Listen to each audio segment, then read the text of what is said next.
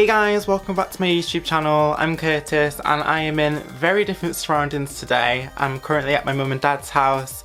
I've got a wooden floor being sanded at the place I actually live, so it's very noisy. So I thought it'd be better just to film here, and also I'm visiting. So yeah, you may hear a couple of birds chirping because I'm in the conservatory, but it's better than hearing like so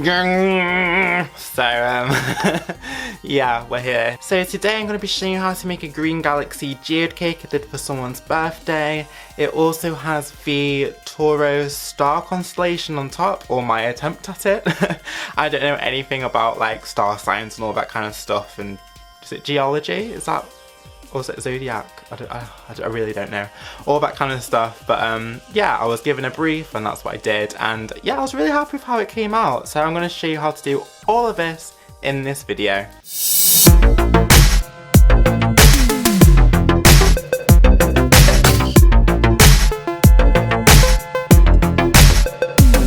for this cake I'm using 3 10-inch chocolate cakes, which I'm going to level off and cut in half. So essentially I have 6 layers for this cake. I also make sure I sugar syrup all of them because it took me a while to decorate this cake, so it was really important I make sure my cakes are nice and moist.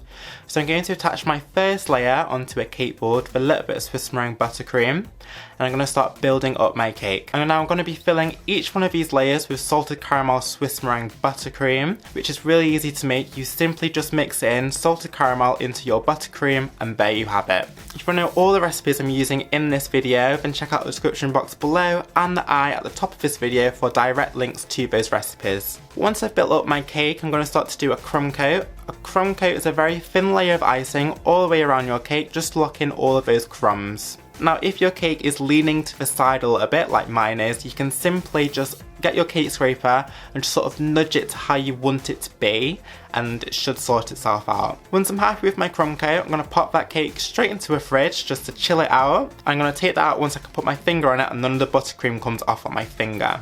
Now I'm going to do another coating of buttercream. Usually this will be my final layer when I'm doing a cake, but I'm just using this layer as kind of like a canvas for when I put coloured buttercream on top to make my galaxy effect. I'm putting buttercream quite generously all the way around my cake and then scraping it around with a cake scraper, and also making sure I get the top of the cake nice and smooth as well. I'm doing my absolute best to get my buttercream as smooth as possible and getting a nice sharp edge, because like I said, this is just a sort of like a base layer, like my canvas for what I'm going to be doing later.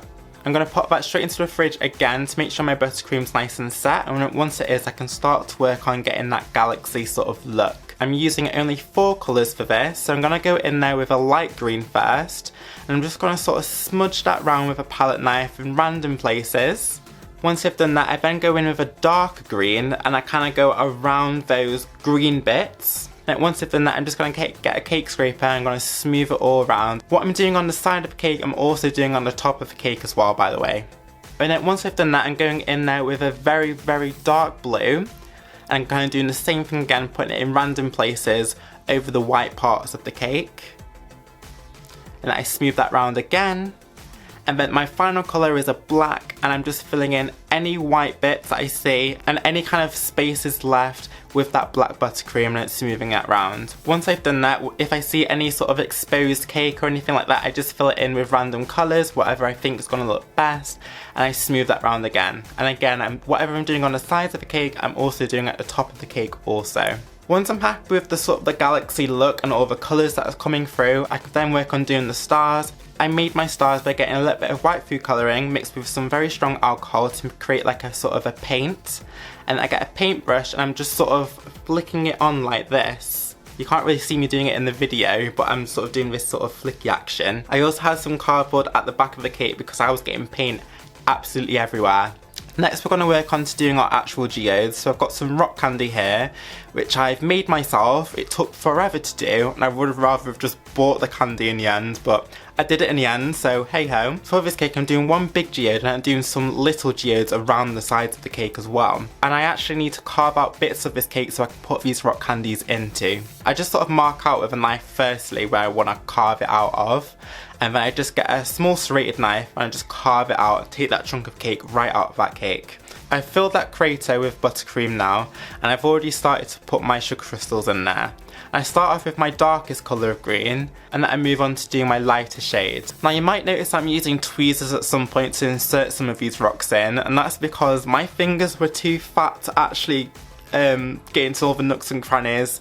I was a bit devastated about that. It took forever to do this, so yeah, I wasn't too happy about that. And then I move on to do my even lighter shade, which is almost white.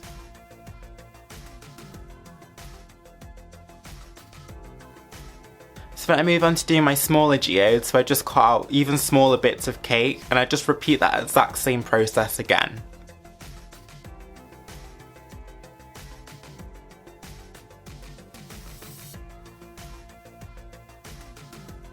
Once I'm happy with my geodes, I'm then going to start to do my gold border, which all geode cakes seem to have. My client didn't want gold leaf on this, so I just sort of came up with a bit of an alternative. So I got some royal icing, which I just sort of piped all the way around my geode craters. And then I let that dry completely, which took about a couple of hours, and I paint over that with a little bit of luster dust and food grade alcohol.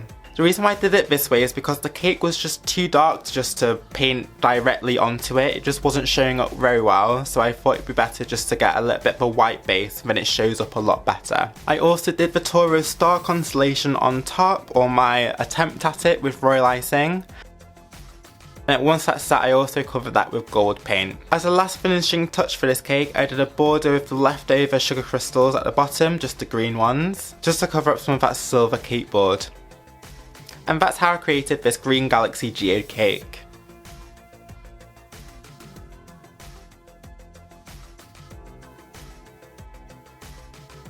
I hope you guys love this cake as much as I do, and if you did, then please give this video a like and subscribe for more videos just like this, and share this video with your friends if you think you might like it.